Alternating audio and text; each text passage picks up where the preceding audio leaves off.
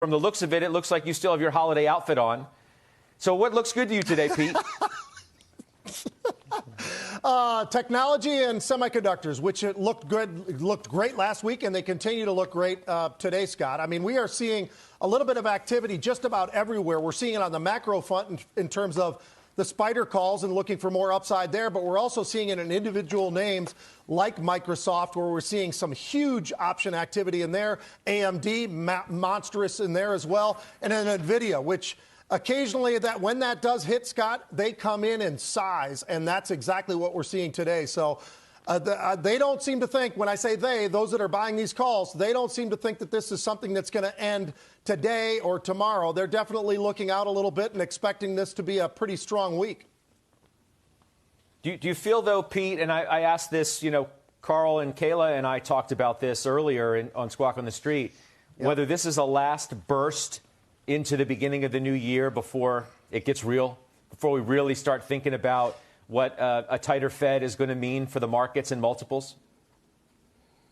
I think there's something to that, Scott. I mean, I heard you this morning, and I totally was shaking my head in agreement. I thought the same thing.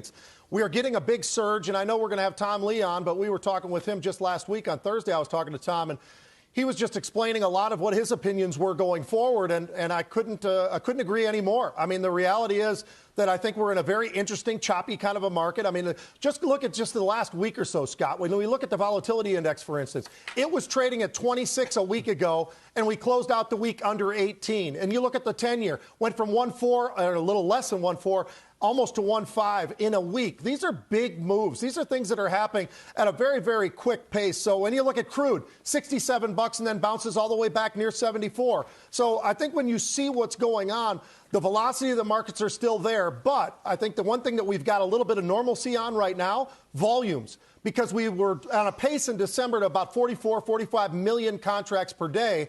And we got back to more of a normal pace because of the holidays and everything else. Last week, we averaged about 35 million contracts per day. So volumes coming in a little bit, volatility coming in a little bit, and yet we still have some at least some signs that people are getting a little bit more bullish, I think, right now. Yeah, Degas, markets ripping, retail sales were great. 10-year can't get over 1.5.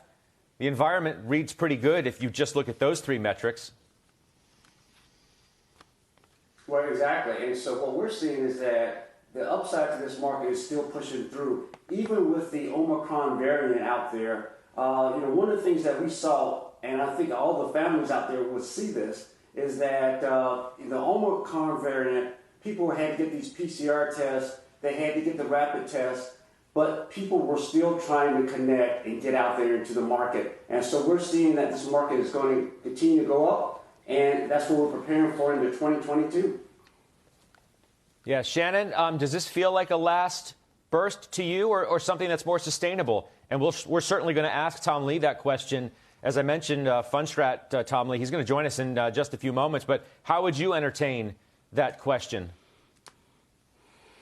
Well, I'd love to come on and say that this is absolutely going to continue right through January, but I have to agree with what you said earlier, Scott. I feel like we're setting ourselves up for, this period in the first 4 to 6 weeks of the year where investors are going to have to determine which side of the coin they want to be on. And so, we can see big cap tech do well over the course of the next couple of days. We could see some of these, energy with oil moving back up over closer to 75. I continue to look at the first 6 weeks of the year as being, the decision point for many people in how aggressive the Fed's going to be, coupled with the reality of where inflation is going to go. I think actually, Omicron not being maybe quite as severe from a symptom perspective as we thought may help on the supply chain side. And so that may actually mitigate some of the pressure on inflation or the perceived pressure for inflation coming into next year. But I think if you look at the two ends of the spectrum, really heavy cyclicals, areas like energy and materials, and the other end of the spectrum, which is, high flying growth names. I think if you're out on either end of that spectrum too far, I think you might be in a difficult position over the first 6 weeks of the year. And so a more balanced approach is where, we sit today.